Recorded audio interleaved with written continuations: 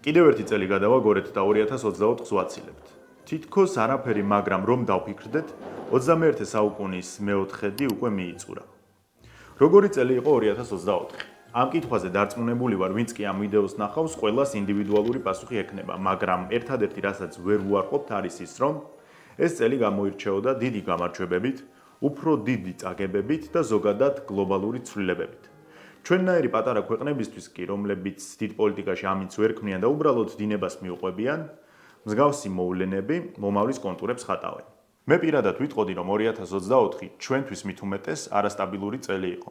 ალბათ ბოლო წლებში ყველაზე არასტაბილური. იყო დღეები, როცა მთელ ერს გამარჯვების გემო და ბედნიერება გვაერთიანებდა. ზეიმით ქუჩებში გავდიოდით, შემდეგ კი პოლიტიკურ ველზე ისეთი ამბები ხდებოდა, მანამდე რომ ერთად ზეიმობდნენ, ის ადამიანები ერთმანეთს ტოქსიკურ გარემოში აქცევდნენ და სხვადასხვა მეთოდებით, მათ შორის ბულინგით, ფიზიკური შეურაცხყოფით, ჩაგვრით და დამცირებით ძიძგნიდნენ. მოედნები, სადაც ერთად ვზეიმობდით, მალევე გადაიქცა ქუჩებად, სადაც ერთმანეთს აღარ ვინდობდით. რასაც ამ წელს ვერ დავუკარგავთ, ეს არის პოლიტიკური მოვლენებით გაჯერებული სიმდიდრე. ბევრი რაღაც მოხდა როგორც შიდა, ისე საგარეო ველზე. ამიტომ მე გთავაზობ ჩემებურ ვერსიას. რა გვასწავლა 2024 წელმა? და ეს არ იქნება ტიპური ვიდეო, იქნება შედარებით განსხვავებული.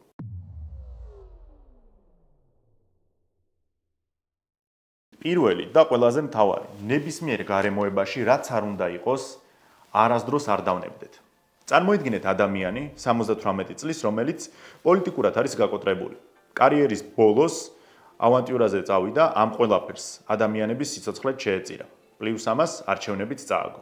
ადამიანი, რომელიც უბრალოდ მიმად გადაიქცა, რომელზეც იცინოდა მთელი მსოფლიო, რომელიც თითქოს განულებული იყო, ხოლო მისი მხარდაჭერის დონე კლებადი. აი ეს პიროვნება ამბობს, რომ არ აპირებს გაჩერებას და სურს მოღვაწეობის გაგრძელება. რანაირად, არსებული ხელისუფლება შენ წინააღმდეგ არის, მედია შენ არ გიჭერს მხარს, მეტიც შიდა პარტიულ ამბებში ბოლომდე შენი კანდიდატურა გადაწყვეტილი არ არის და ჰაერში კიდია. სხვა ქვეყნის ლიდერებიც მაინც და მაინც დიდი ენთუზიაზმით არ უყურებენ შენ პოტენციურ დაბრუნებას. ხო და აი ასეთ გარემოში რა შანსი აქვს ადამიანს, რომ გახდეს პრეზიდენტი? ერთი შეხედვით ძალიან ცოტა, მაგრამ როგორც კი ნელ-ნელა ძალებს იკრებს და თითქოს სიტუაცია ულაგდება, სახელმწიფო მთელი თავისი ძალით გადმოდის შეტევაზე. აღიძრა სასამართლოში საქმე, დაატარებენ ხელბორკილებით, ცდილობენ მისი წინააღმდეგობის გადატეხვას. ბოლოს კი საერთოდ მოკლასცადეს და მართლა სასწაულებრივად გადარჩა. ერთი წუთი ჩვენ თავზე რომ განვაზოგადოთ, რამდენი მიზეზი და გარემოება არსებობდა, რომ უბრალოდ ხელით ჩაგვექნია და გვეთქვა, ჯანდაბა აღარ მინდა ეს ყველაფერი, მოდი უბრალოდ პენსიაზე გავალ და ბედნიერი ვიქნები. თანაც დარწმუნებული ვარ, ეს ის მიზეზები არის, რამაც ჩვენამდე მოაღწია, თორემ სინამდვილეში კიდევ უფრო მეტი გარემოება და წინაღობა იქნებოდა, მაგრამ არა იმისთვის, ვინც დანებებას არ აპირებდა. დონალდ ტრამპი არ დანებდა. მან არ მისცა გარემოებას მისი ბედის ჩამოყალიბების საშუალება. მოიკრიბა ძალები და ინიციატივა საკუთარ ხელში აიღო. დაიწყო არსებული აუდიტორიის განმტკიცება, ხოლო ქვეყანაში და მსოფლიოში გამომდინარე პრობლემებიდან ახალი ამომრჩევლის მოზიდვა სწორი მესიჯებით. ჩაანაცვლა ტრადიციული მედია არატრადიციულით. გვერდზე ამოიყენა სხვადასხვა სფეროს ინფლუენსერები. დააკორექტირა სტრატეგია, მაგრამ თავის ხედვების ერთგული დარჩა. 5 ნოემბრის საპრეზიდენტო არჩევნები კი გამარჯვებით დააგვირგვინა. საკმაოდ სოლიდური სხვაობით დაამარცხა დემოკრატი კამალა ჰარისი და გახდა ამერიკის პრეზიდენტი მეორედ, როცა წლების წინ ამის შანსი თითქმის აღარ არსებობდა. რა შეგვიძლია ვისწავლოთ ტრამპის მაგალითზე? წაგებები იქნება. არ არსებობს სრულყოფილი ადამიანი. ჩვენ ზოგჯერ წავაგებთ ცხოვრებაში, წავაგებთ თამაში, წავაგებთ სიყვარულში, ურთიერთობაში, ბიზნესში და ასე შემდეგ. მაგრამ ყოველი წაგების შემდეგ გვექნება ორი გამოსავალი. ან გავაგრძელებთ თვითგვემას და მოთქმას, ან მოვიკრებთ ძალებს, როგორი რთულიც არ უნდა იყოს, წამოვდგებით ფეხზე და ვიტყვით, რომ მზად ვართ გავაგრძელოთ ბრძოლა. ტრამპის ისტორია ამის მაგალითია. თვითრწმენის, ხასიათის სიმტკიცის, როცა მთელი მსოფლიო გეუბნება, რომ არაფერი გამოვა, მაგრამ დაუღალავ შრომა და რწმენა საპირისპიროს დამტკიცებაში გეხმარება. ამას კი ბონუსად ემატება ტკბილი ფორტუნაც. ტრამპის შემთხვევაში დემოკრატების სუსტი კანდიდატები იყვნენ. 2024 წელმა ზოგს აჩვენა, ზოგს კი ასწავლა, რომ დანებება გამოსავალი არ არის. ყველა ტრამპი ვერ იქნება, ბუნებრივია, მაგრამ ყველა გავდივართ იგივე გზას. ყველას გვაქვს ჩვენ თავთან და გარემოებებთან ბრძოლები. რამდენჯერ ყოფილა ახლა ვინც მიყურებს თქვენ ცხოვრებაში, ისევე როგორც ჩემ ცხოვრებაში, რამდენჯერ ყოფილა ისეთი შემთხვევა, როდესაც გვითქვამს, რომ აღარ მინდა ამის კეთება. დავიღალე, დასვენება მინდა, ხელი უნდა ჩავიქნიო, რაღა მაინც და მაინც მე შემემთხვა, რაღა მაინც და მაინც მე მომევიდა ეს და ასე შემდეგ. ერთადერთი სწორი გამოსავალი არის ის, რომ მოვიკრიბოთ ძალები, წამოვდგეთ ფეხზე, ვიშრომოთ, ვიმუშაოთ და ვიბრძოლოთ ჩვენი ოცნებებისთვის და მიზნებისთვის. იმიტომ რომ ყოველი დიდი კრიზისის შემდეგ აუცილებლად მოდის ჩვენ ცხოვრებაში თავი დიდ გამარჯვებებზე.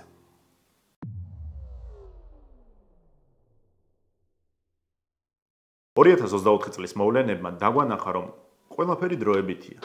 მიუხედავად იმისა, რამდენად უძლეველი გვეჩვენება ადამიანი, ან რამდენად მიუდგომელი ჩანს სისტემა. დროსთან წინააღმდეგ არანაირი შანსი არ აქვს. ამის იდეალური მაგალითი ბაშარ ასადის ამბავია. 70 წელი ასადების ოჯახი რკინის ხელით მართავდა სირიას. რეალურად ბაშარმა აბსოლუტურად ყველაფერი გადაიტანა, რაც შეიძლება პოლიტიკურ ლიდერს დაემართოს. აჯანყება, შიდაარეულობა, ქვეყნის დაშლა, უამრავი ომი შიდა ტერიტორიაზე, უცხო ქვეყნების ძალების შეჭრა, ISIS-ის დომინაცია, საერთაშორისო იზოლაცია, უმტკიცესი სანქციები და ასე შემდეგ. რაც არ გამოუვიდა ბევრად დიდ ჰუსეინს და კადაბს, ის გამოსდიოდა ასაც, რაც დღესაც კი წარმოუდგენლად ჟღერს. მისი სისხლიანი და უსასტიკესი რეჟიმი კი თითქოს დაუძლეველი ჩანდა და სწრაფად ცვალებად სამყაროში უდრეკად იდგა. ბოლოს კი საერთოდ ძალებიც მოიკრიბა და ქვეყნის 90%-ს აკონტროლებდა. მაგრამ ასადების 70 წლიანი რეჟიმი და დინასტია სულ რაღაც ერთ კვირაში მოულოდნელად საცოდავად ჩამოინგრა და ჩამოიშალა. ასადი მოსკოვში გაიქცა, ხოლო სირიის ამჟამინდელი ლიდერი გამოცდილი სტაჟიანი ტერორისტი ალ-შარაა გახდა, რომელთანაც ახლა მთელი სამყარო თანამშრომლობას იწყებს და ის ფაქტი, რომ ბუში ტერორისტი იყო, არც არავის ახსოვს. მეფე მოკვდა, გაუმარჯოს მეფეს. თუ კი უფრო მეტი გაინტერესებთ სირიის ამბებზე, შეგიძლიათ იხილოთ ჩემი ვიდეო. ესაა მთავარი გაკვეთილი. ხელისუფლება იცვლის მოქმედ პირებს, ირევა ალიანსები, ხოლო გუშინდელი ბოროტ მოქმედები დღეს მოულოდნელად ხდებიან საჭირო პარტნიორები. ან პირიქით. არაფერი არ არის მუდმივი. არც ტრიუმფები, არც გამარჯვებები, არც ცუდი პერიოდები და კრიზისები და რაც თავარია და როგორც გაირკვა, არც წარმოდგენები. ცოტა უსამართლო გაკვეთილიც არის კონკრეტულად ალ-შარაას შემთხვევაში. მაგრამ იცით, მაინც შეგვიძლია ოპტიმიზმის დანახვა. დროებითობაც კი შეგვიძლია ჩვენს სასარგებლოდ გამოვიყენოთ. დროებითობა ადაპტირების საშუალებას იძლევა. ახლიდან დაწყების და ამ ცვლილებებში იმედის სხივის პოვნის შესაძლებლობას. ერთი თავი მთავრდება, იწყება მეორე. ახლაც კი, როდესაც რომელიმე მაყურებელი ამ ვიდეოს უყურებს, პარალელურად მის ცხოვრებაში შეიძლება იმდენად რთული პერიოდი არის, რომ ფიქრობს, ჩიხში არის შესული და გამოსავალი აღარ არსებობს. არადა შანსი არ არის, გამორიცხული არის, რომ ეს ცუდი პერიოდი მუდმივად გაგრძელდეს. ვერც კი წარმოუდგენია სულ მალე როგორ შეიძლება შეიცვალოს მისი ცხოვრება მის სასარგებლოდ. თუ არა და აგერ მე და აგერ შენ.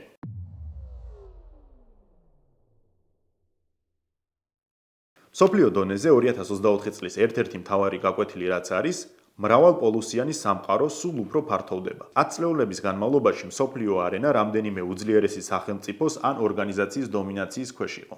განსაკუთრებით დიდ როლს თამაშობდა ყველაზე ძლიერი ძალა ამერიკის შეერთებული შტატების სახით, შემდეგ მოდიოდნენ ისეთი ძალები, როგორიც არის ევროკავშირი ადრეულ ეტაპზე, რუსეთი და ჯერ კიდევ არც ისე ძლიერი ჩინეთი. მაგრამ ბოლო პერიოდში ჩვენ ხედავთ, როგორ წამოიზარდნენ მათ გვერდით ახალი ძალები, რომლებიც ცდილობენ ჰეგემონიაში შეეცილონ. განსაკუთრებით თვალში საცემი არის ჩინეთის გიგანტური ზრდა. ადრე ყველა ორგანიზაცია თუ ალიანსი იქმნებოდა ზემოხსენებული ქვეყნების ირგვლივ, ძირითად შემთხვევაში კი ერთმანეთის ძალთა ბალანსის გამო. პატარა ქვეყნებს კი ფაქტობრივად ალტერნატივა არ ჰქონდათ, ან ერთი მხარე უნდა აერჩიათ, ან მეორე. ან ერთი ძალის გავლენის სფერო იქნებოდნენ, ან მეორესი. ახლა სიტუაცია იცვლება. ყველაზე მარტივი და თვალსაჩინო მაგალითი. შუა აზიის ქვეყნები. ისინი ჯერ რუსეთის იმპერიის შემადგენლობაში შედიოდნენ, შემდეგ საბჭოთა კავშირის, როდესაც ეს უკანასკნელი დაიშალა, რუსეთის გავლენის სფეროებად რჩებოდნენ. თითქოს ეს მუდმივად ასე იქნებოდა, მაგრამ რას ვხედავთ ახლა?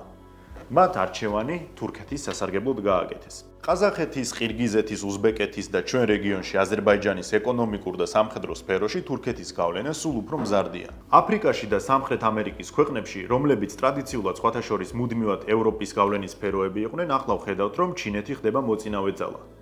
ჩინეთის ეპიზოდში მე მოგიყევით, რომ აფრიკის აბსოლუტურად ყველა ქვეყანაში ჩინეთს აქვს თავის პროექტები და ამ ყველა ქვეყანას ჩინეთთან აქვს დიდი ვალები. ბუნებრივი რესურსების მოპოვება ჩინელების მიერ უფრო მასშტაბური არის, ვიდრე მაგალითად ევროპელების. არადა, დაახლოებით 90-იანებში ვერავინ წარმოიდგენდა მსგავს სცენარს. თუმცა, როგორც გითხარით, სამყარო იცვლება. იგივეა წარმოებაზეც. მაგალითად, იარაღის მწარმოებლები ადრე იყვნენ ამერიკა და რუსეთი, ძირითად შემთხვევაში. დანარჩენ ქვეყნებსაც უწევდათ მათ დღის წესრიგზე მორგება. სულ ორი ალტერნატივა იყო. ახლა რა ხდება? იარაღს აწარმოებს ჩინეთი, ინდოეთი, სამხრეთ კორეა, პაკისტანი, ირანი და ასე შემდეგ. მაგალითად, ავიღოთ ჩვენი მეზობელი სომხეთი, რომელმაც უარი თქვა როგორც ამერიკულ, ისე რუსულ სამხედრო ტექნიკაზე და ძირითადი მომმარაგებელი ახლა სომხეთის არის ინდოეთი. ზუსტად ასე არის რეგიონალურ დონეზეც. მაგალითად, ახლო აღმოსავლეთში და სპარსეთის ყურეში სულ იყო ორი ძალა, ირანი და ისრაელი. ახლა პოლიტიკურად არანაკლებ გავლენიანი გახდა კატარი. რეალურად მრავალპოლუსიანი სამყარო სავარაუდოდ მსოფლიო მოწყობის უკეთესი არქიტექტურა არის. სავარაუდოდ იმიტომ ვამბობ, რომ სინამდვილეში ჩვენ არ ვიცით. იმიტომ რომ ეს ყველაფერი ახლა ყალიბდება ჩვენ თვალწინ, სრულად ახალი გამოცდილება არის, მაგრამ რომ დავფიქრდეთ, ჩემი აზრით პატარა ქვეყნებისთვის უფრო მომგებიანი არის, იმიტომ რომ ერთ დიდ ძალაზე კონცენტრირება აღარ უწევთ.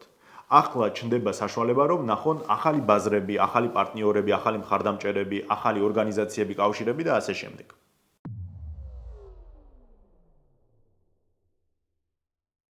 ახლა მოდით გადავიდეთ შიდა ამბებზე. როგორც საერთაშორისო დონეზე იყო არასტაბილური, მაგრამ მოვლენებით მდიდარი წელი, იგივე იყო ჩვენთანაც. რა თქმა უნდა, არაპოლიტიკურ ჭრილში 2024-ის მთავარი გაკვეთილი და მოვლენა არის ის, რომ თაობები ჯანსაღდება. საქმე იმაშია, რომ ქართული სპორტის ისტორიაში ეს წელი ოქროს ასოებით ჩაიწერა.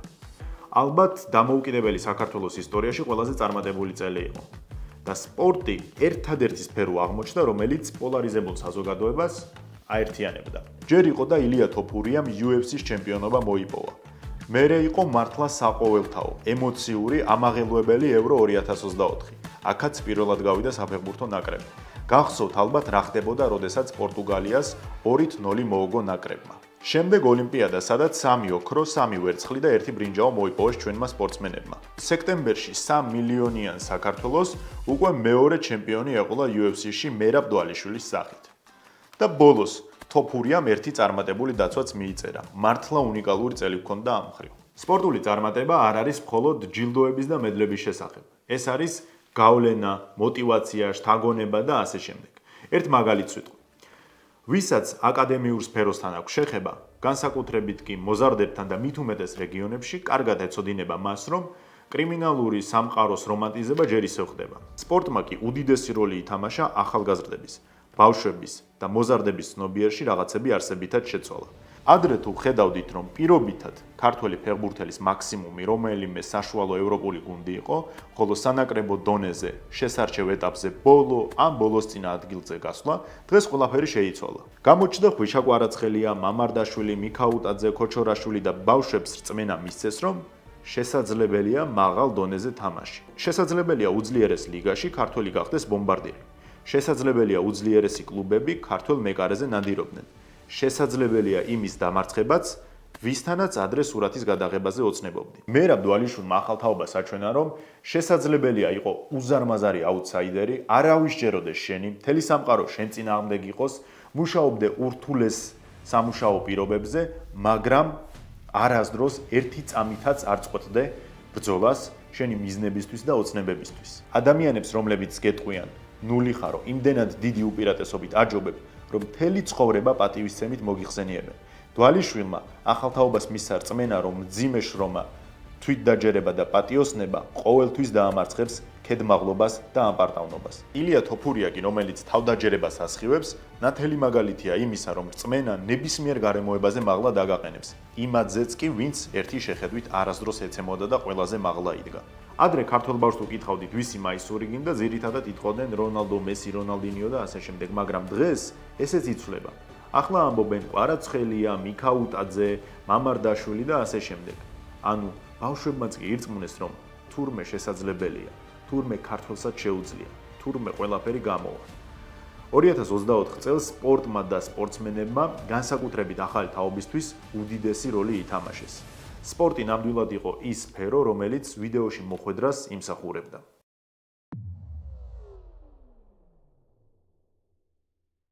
ხომ არის გამოთქმა, რომ ყველაფერი ცუდი უნდა დატოვო მიმავალ წელში. მიმავალში ვგულისხმობ წელს, რომელიც მთავრდება. ჩვენ, რასაც ნამდვილად ვერ დავტოვებთ და აუცილებლად გადმოყვება არის პოლიტიკურ საზოგადოებრივი კრიზისი, რომელიც იმაზე უფრო მძიმე და ღრმა არის, ვიდრე ჩანს. როცა რაიმე მოვლენაზე ვსაუბრობ და მე ვაფასებ, ყოველთვის ვცდილობ ყველა მხარის გადმოსახედიდან შევხედო. ამიტომ წინა ვიდეოშიც ვთქვი და ახლაც გავიმეორებ, რომ მთავრობასაც აქვს თავის რაღაც სამართლიანი პრეტენზიები ევროკავშირთან, მაგრამ ეს იმას არ ნიშნავს, რომ ქვეყანაში კრიზისი არ არის. რამდენიც არ უნდა იძახოს მდინარაძემ, რომ აქციაზე 1000 კაცი გადის, 3000 თავი დათვალა და ასე შემდეგ, ეს რეალობას არ შეესაბამება. თქვენ ბოლოს როდის გახსოვთ, ან როდის გინახავთ ისეთი აქცია, სადაც ერთი თვის განმავლობაში ამდენი ადამიანი ყოველდღე უწყვეტად გამოდიოდეს და აპროტესტებდეს იმას, რაც ნამდვილად და გულწრფელად შესტკივა. მე მაგალითად არ მახსენდება. ამ აქციას ნაცების აქციასაც ეძახდა ხელისუფლება და ამ გზით ცდილობდა გაშავებას. ნაცების აქცია შეიძლება იყო ის აქცია, როდესაც მიხეილ სააკაშვილი დააპატიმრეს და ადამიანები მას აპროტესტებდნენ, მაგრამ ეს მიტინგები ისევე მიილია, გეგონება არც არასდროს არსებობდა. აქ კი აბსოლუტურად სხვა სიტუაციას ვხედავთ. არც მიხეილ სააკაშვილის გამო, არც გვარამიას გამო, არც მელიას გამო ადამიანები ერთი თვის განმავლობაში ყოველდღე არ მდგარან აქციაზე. ასე არ არის? ვინც რა არ უნდა თქვას, ეს არის სრულფასოვანი კრიზისი. ამ თემაზე როცა ვისაუბრე, იმავე აზრის ვარ ახლაც. ხელისუფლება უნდა იყოს ძალა, რომელმაც უნდა განმუხტოს ეს კრიზისი. ხელისუფლება არ არის კონკრეტულ ამომრჩეველზე პასუხისმგებელი. ის არის პასუხისმგებელი ქვეყანაზე და თითოეულ მოქალაქეზე. საჭიროა კომპრომისი, საჭიროა ლიდერობის გამოვლენა, საჭიროა დათმობა და დიალოგი. იმ შემთხვევებზე, რომ აღარაფერი ვთქვათ, როცა სპეცრაზმელები დაუნდობლად ცემდნენ ადამიანებს, ჩვენ ხედავდით ვიღაც ნიღბიანები, როგორ სცემენ მოქალაქეებს და როგორ არეაგირებს პოლიცია. ვიღაც ნიღბიანებმა ჯგუფურად უსასტიკესად სცემეს მოქალაქეები და დღემდე არავინ არ არის დაჭერილი აღნიშნულ ფაქტზე. ასეთი ქვეყანა გვინდა, ან ეს არის ღირსებით სიარული საერთოდ რომელიმე მიმართულებით? მე მართლა არ მჯერა, რომ რომელიმე პარტიის ამომრჩეველს მოსწონდეს ის ფაქტი, რომ ვიღაც ნიღბიანებს შეუძლიათ ქუჩაში სემონ ჟურნალისტი ან უბრალოდ აქციის მონაწილე და ხელისუფლებამ პასუხი არავის მოსთხოვოს. თუმცა ეს არ არის მთავარი. 2024 წელმა გვაჩვენა, რომ დღეს საქართველოს არ აქვს გამოკვეთილი ერთიანი იდეა, რომელსაც ყველა იზიარებს. დაუკვირდით, სულ უფრო და უფრო ცოტა საერთო რჩება საზოგადოების სხვადასხვა ფენებს შორის. სულ უფრო და უფრო ღვივდება პოლარიზება. იმ ტოქსიკურ გარემოში, რომელსაც მათ შორის საზოგადოების წევრები ქმნიან, დღეს მეგობრებს, ოჯახის წევრებს, ნაცნობებს შორის ჩვეულებრივ მტრობას აჩენს. დღეს შეიძლება ვიღაცისთვის, ვინც აქციაზე არ გადის, ის არის ქვეყნის მტერი და პირიქით, ვინც აქციაზე დგას, ის არის ქვეყნის მტერი. რამე ისეთი იდეა დარჩა, რაზეც ყველა ვთანხმდებით და ამ იდეისკენ ვიწყებთ მოძრაობას. ჩვენ ვხედავთ, როგორ გახდნენ ერთ დროს ნაცნობი ადამიანები ჩვენთვის უცნობები და როგორ ხდება ეს დიდი საზოგადოებრივი გაუწყობება. დღეს ჩვენ არ ვართ ერთიანი. არადა ისტორიულად რეგიონში პირველი სახელმწიფო კულტურული თუ პოლიტიკური თვალსაზრისით იყო საქართველო. სამწუხაროდ დღეს ჩვენზე ერთიანი არის აზერბაიჯანიც და ალბათ სომხეთიც. ჩვენ ვერ ვამჩნევთ ამ უაზრო დაპირისპირებებმა რამდენად უკან დავქვია. ომი არავის უნდა, ეს არის სიგიჟე. 1-2 არასერიოზული პროვოკატორი რომ არ ჩავთვალოთ, საერთოდ არავის არ უნდა ომი. ხელისუფლების ის იდეა, რომელიც მშვიდობას ემყარება, თითქოს რაღაც აბსტრაქტულია და რეალურად სამხედრო პოტენციალის გაფლანგვას, განადგურებას და უსუსურობას ამოფარებული ლოზუნგია. მე ასეთი განცდა მაქვს და ეს ჩემი აზრია. ეს არის ერთადერთი იდეა, რასაც მთავრობა ყველაზე აქტიურად ავრცელებს. სხვა ისეთი არაფერი მახსენდება. ამის იქით უბრალოდ სიცარიელია.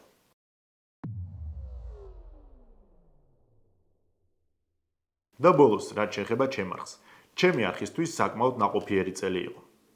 ხშირად ადამიანები კომენტარებში წერენ, რომ მოსწონთ ეს კონტენტი, მოსწონთ ვიდეოები, მოსწონთ რასაც ვაკეთებ და დააყოლებენ ასეთ რამეს, რომ ეს არხი ბევრად მეტ გამომწერს იმსახურებს, ვიდრე არის.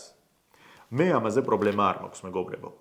თავიდანვე გაცნობიერებული მქონდა, რომ ეს ისეთი კონტენტი არის, რასაც დიდი აუდიტორია არ ეყოლება. ეს არ არის გასართობი კონტენტი, პრანკები, საჭმელების დაგემონება და ასე შემდეგ. ჩემ მიზანი ეს არც არის. ჩემი მიზანი არის გავიზარდო ჩემ აუდიტორიასთან ერთად. ჩემი არხის მიზანი არის, როდესაც ადამიანი ჩაირთავს ვიდეოს, 20 წუთიანი იქნება თუ 30 წუთიანი თუ 40 წუთიანი, რაღაც ახალი გაიგოს და კმაყოფილი დარჩეს. ეს არის ჩემი მიზანი. წარმოიდგინეთ, რაც ჩემი არხი არსებობს, ერთადერთი შემთხვევაც არ არსებობს, როცა მე ვინმეს ვთხოვე, რომ ჩემი ვიდეო სადმე გადაეზიარებინა. თუ კი ვინმეს გადაუზიარებია, გაუკეთებია მხოლოდ თავის სურვილით, რისთვისაც უზომოდ მადლიერი ვარ. მე მიხარია, რომ პოლიტიკური მიმართულებით ჩნდება სხვა არხები, ახალი არხებიც. ზოგადად შეუიარაღებელი თვალით ჩანს, არხი ფინანსდება თუ არა რომელიმე პოლიტიკური ძალისგან. და ვფიქრობ, ეს საკმაოდ ნორმალური არის, ეს ინდივიდუალური გადასაწყვეტი არის, ვინ ვისთან ითანამშრომლებს და დასაძრახი არც არაფერია. თუმცა, ეს ყველაფერი, რასაც თქვენ ხედავთ, მე შევქმენი ისე რომ არც ერთი პოლიტიკური ძალისგან ერთი თეთრიც კი არ ამიღია. ამ პროექტში დახარჯული არის მხოლოდ ჩემი და იმ ადამიანების ფინანსები, რომლებიც პატრეონზე რიცხავთ. იყო რაღაც შემოთავაზებები სპონსორების მხრიდან, მაგრამ საბოლოოდ ვერ შევთანხმდით. სიმართლე რომ გითხრათ, არც ვიცი, ვინ შეიძლება დააფინანსოს მსგავსი პროექტები, იმიტომ რომ პირველი მიზეზი ის არის, რომ ჩემთვის ეს აუდიტორია საკმაოდ ღირებული არის, როგორც გითხარით, ეს არ არის გასართობი კონტენტი, შესაბამისად აუდიტორიის ინტერესები საერთოდ სხვა არის და ეს ნებისმიერი სპონსორისთვის ძვირად ღირებული სიამოვნება იქნება და მეორე მხრივ მე თავიდან ბოლომდე უნდა ვიყო დარწმუნებული ჩემ სპონსორში. არ უნდა მოდიოდეს ინტერესთა კონფლიქტი, ანუ არ უნდა მითხრას, რომ დაუშვათ ვიღაცამ დამასპონსორა და შემდეგ არ უნდა მითხრას, რომ ეს რატომ თქვი ვიდეოში. ეს ეწინააღმდეგება ამას. ეს არის უკვე არხის პოლიტიკაში ჩარევა, რაზეც რა თქმა უნდა არ ვარ თანახმა და არც მიღირს. ამიტომ არც ვფიქრობ ამაზე, იმიტომ რომ მონეტიზაციის სხვა გეგმები მაქვს, რასაც ეტაპობრივად გაგაცნობ. და ბოლოს მეგობრებო, გჯეროდეთ თქვენი თავის. თუ ახლა ხართ რაღაც ისეთის წინაშე, რომ ფიქრობთ და ეჭვობთ ღირს თუ არა ამის დაწყება, ღირს. დაიწყეთ იმ რესურსით, რაც გაგაჩნიათ. როცა ამ ყველაფერს ვიწყებდი, მქონდა 2013 წლის კამერა და ხელნაკეთი განათება. ეს იყო ყველაფერი, რაც დაწყების მომენტში გამაჩნდა. მე გზადაგზა განვაახლე. თუ გამომივიდა მე, აუცილებლად გამოგივათ თქვენც. წინა წელს ზუსტად ამ დროს 10,000 გამომწერიც არ იყო. ახლა კი, ანუ ვიდეოს ჩაწერის მომენტში 46,000-ზე მეტი არის, რაც პოლიტიკური კონტენტიდან გამომდინარე და საქართველოს კვალობაზე საკმაოდ ნორმალური შედეგი არის. თანაც უფრო და უფრო ვიზრდებით. თქვენ რა გონიათ, როდესაც ვიწყებდი? ბევრს შეეროდა რომ გამოვიდოდა? ანუ სანაცნობო წრეშიც კი იყვნენ ადამიანები, ვინც მუდმივად მეუბნებოდნენ, რომ ამ საქმისგან არაფერი გამოვა, საქართველოში ხალხს არ აინტერესებს ეს თემები, არ აინტერესებს პოლიტიკა, არ აინტერესებს კონფლიქტები, ომები და ასე შემდეგ. მაგრამ რბილად რომ თქვა, ასეთ რაღაცებს უბრალოდ ყურადღებას არ ვაქცევდი. მჯეროდა ჩემი თავის და მჯეროდა იმ ადამიანების, ვინც ამ პროექტში იყვნენ პირველივე დღიდან. მადლობა თქვენ ყველას, ვინც მიყურებთ. ვინც ქუჩაში მხვდებით, მაჩერებთ და გულწრფელად გამოხატავთ გულშემატკივრობას. ყველა იმ ადამიანს, ვინც არხს პირველივე დღიდან შემოუერთდა და ან ოდნავ მოგვიანებით, ანდაც სულ ახლახანს და ერთად ვაგრძელებთ გზის კვლევას პოლიტიკურ სამყაროში. მადლობა პატრეონებს. ფაქტობრივად ჩვენ ყველამ ერთად შევქმნით პრეცედენტი ქართულ YouTube სივრცეში. მადლობა ასევე ჩემდას, ხატიას და მამუკას. გისურვებთ, რომ 2025 წელი იყოს თქვენთვის რწმენით აღსავსე. გახსოვდეთ, თუ გამომივიდა მე, აუცილებლად გამოგივათ თქვენც. ჩემი მხრიდან იმას ვიტყვი, რომ არ გავასაჯაროებ 2025 წლის გეგმებს, უბრალოდ გპირდებით, რომ მუდმივად იქნება ამ არხზე კონტენტის განვითარება და საინტერესო ინფორმაციის მოწოდება. მრავალ ახალ წელს დაესწარით. დროებით.